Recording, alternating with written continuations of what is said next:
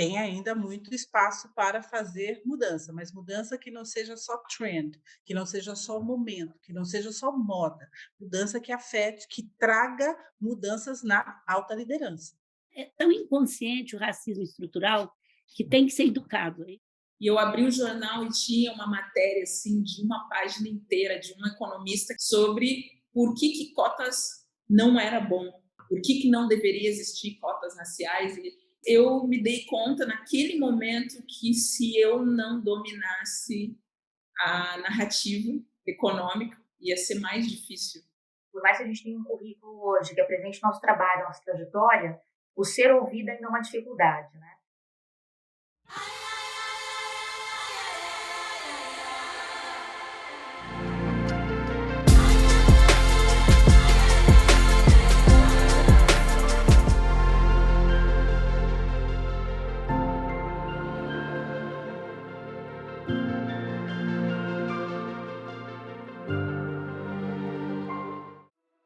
O Brasil é um país de pretos.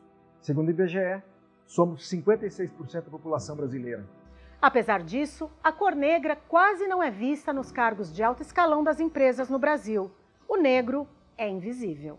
Pretos e pardos ocupamos apenas 4,7% dos cargos de diretoria nas 500 maiores empresas do Brasil, como mostra o Instituto Ethos. Por quê? Eu não sabia que eu era racista estrutural, eu acho, porque eu era tão normal, eu tratava todo mundo bem. Aí eu fui ver, Nival, eu não tinha uma amiga negra no meu aniversário. Eu não tinha uma amiga. Hoje não, se você vir aqui é tudo normal. Mas eu não tinha. Então, é tão inconsciente o racismo estrutural que tem que ser educado. É isso que eu acho.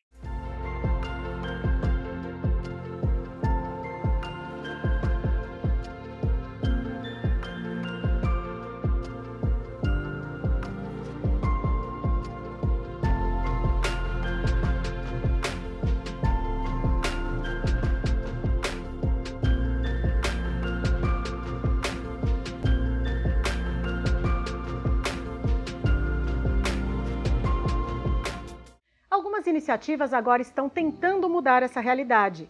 São programas de trainee para formar novas lideranças. É o caso de ações da própria Magalu e da Bayer, mas ainda são exemplos isolados. O racismo é tabu nas empresas ou falta visão e vontade para mudar? Theo, por que você despertou para essa questão da igualdade racial? Os meus 40 anos de carreira, não tive colegas negros trabalhando comigo no escritório. Foi algo muito intuitivo, né, que eu queria fazer uma diferença na vida das pessoas. Eu achava que não podia ficar como estava. E eu comecei realmente a me engajar, a conhecer pessoas negras e encaminhar currículos. E aí depois eu mantinha contato com essas pessoas. E uma dessas pessoas participou de um processo de seleção em uma empresa. E um dia eu liguei para ele para saber como é que foi. Ele me falou, nossa, você não pode imaginar o que aconteceu comigo. Eu fui fazer uma entrevista e o entrevistador falou que não entrevistava negros. E aí eu coloquei o post e, bom, o resto é história, né? Aí eu vi que, no fundo, a questão da racial era muito mais profunda do que eu tinha imaginado.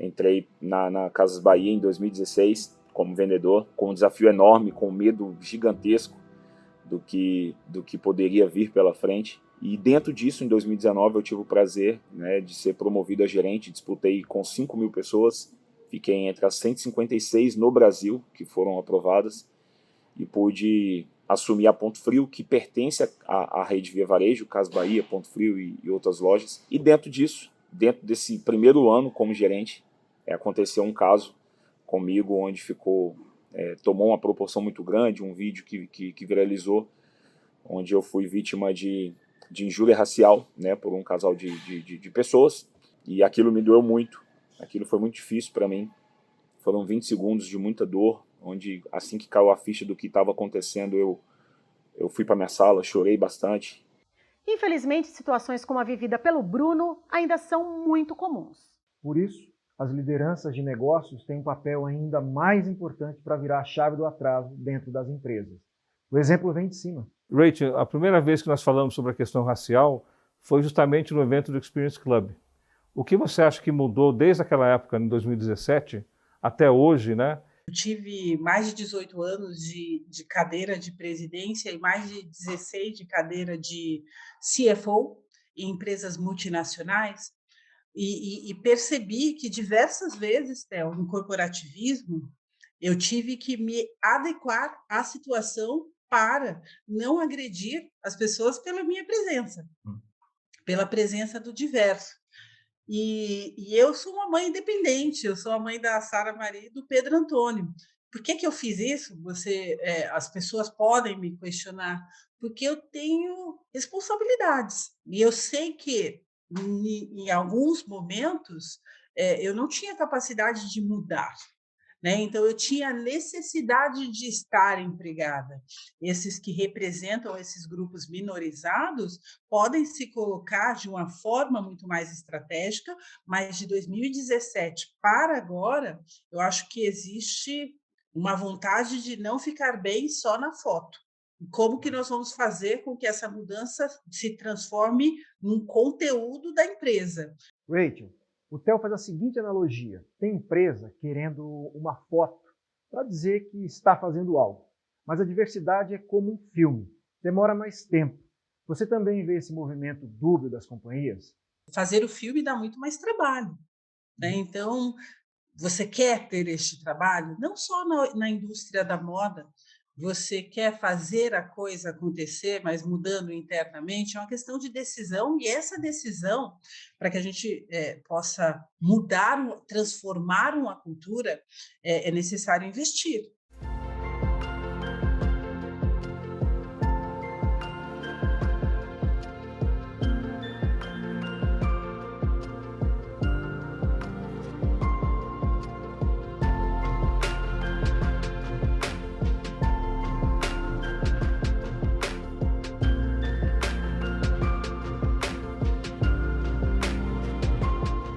Não foi fácil chegar ao cargo de diretor, e é difícil afirmar que as barreiras estivessem diretamente ligadas ao fato de ser negro, pois realmente os espaços se afunilam na medida em que se sobe posições. De qualquer forma, ainda que eu tenha sido muito bem acolhido pelas agências pelas quais passei, quando se olha para o lado e vê que praticamente não existem negros e negras, não apenas em posições de liderança, mas no escritório como um todo, não dá para negar que a sociedade, de alguma forma, seleciona quem deve ocupar alguns espaços.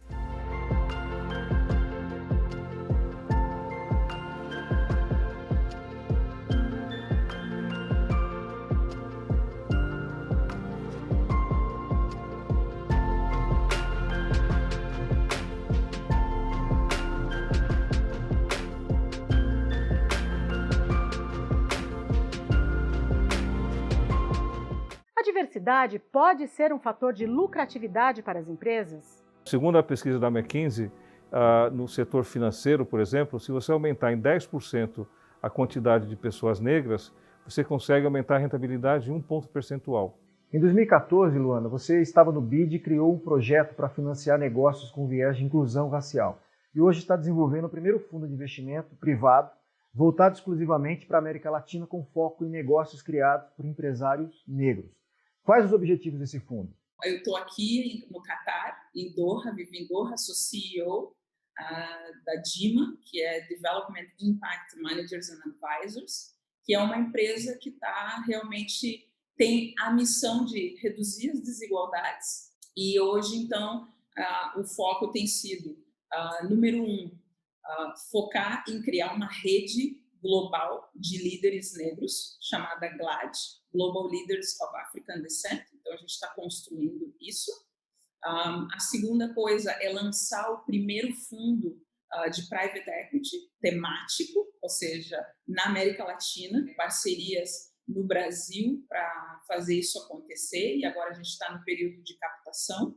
E, em terceiro lugar, a gente está tentando influenciar da melhor maneira possível o mercado financeiro brasileiro, seja através de produção de conhecimento sobre quais são as lacunas em termos do acúmulo e da criação de patrimônio, dos comportamentos de investimento das famílias negras, né? Seja através de como que a gente faz com que a indústria de investimento seja mais inclusiva.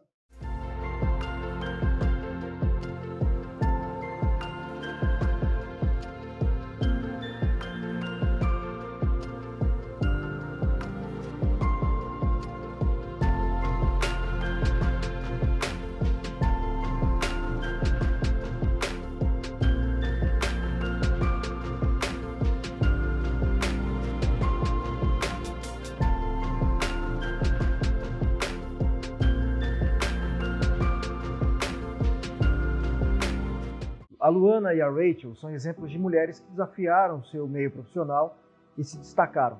Mas essa é uma luta diária de milhares de mulheres, né, Andréia? Sem dúvida, se os negros ocupam apenas 4% das diretorias das empresas, as mulheres negras representam 0,1%. Isso faz com que muitas delas mudem de emprego para conquistar mais espaço. Meu nome é Débora Costa Salles, eu tenho 46 anos. Os desafios que eu enfrento são semelhantes aos demais que a gente encontra ao longo da carreira, né? Inclusive tem um comercial de comprimido para dor de cabeça que reflete bem isso, que é a dor de não ser ouvida, né? Então é uma conquista, né? Por mais que a gente tenha um currículo hoje que apresente nosso trabalho, nossa trajetória, o ser ouvido ainda é uma dificuldade, né? Em uma das ocasiões eu trabalhava em outra empresa, que foi no Grupo Pão de Açúcar, e eu apresentei uma ideia em uma reunião e ela foi cortada, e na mesma reunião, coincidentemente, um homem ao meu lado apresentou essa ideia, que era da minha equipe, já tinha ouvido falar dela anteriormente, e ela foi bem aceita. E eu fui falar com a minha gestora para buscar um feedback a respeito, porque quando eu apresentei a ideia não foi ouvida, não foi aceita, e ela me disse que o meu problema era o speech, era o discurso.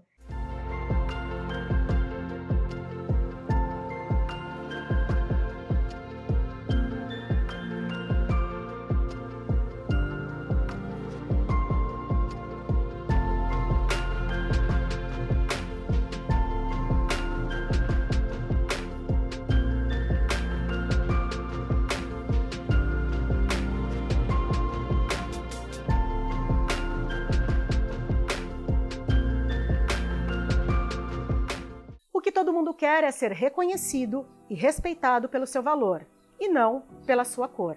Eu tenho uma frase que eu uso muito, que eu não cuido do resultado, eu cuido de pessoas e essas pessoas me dão um resultado.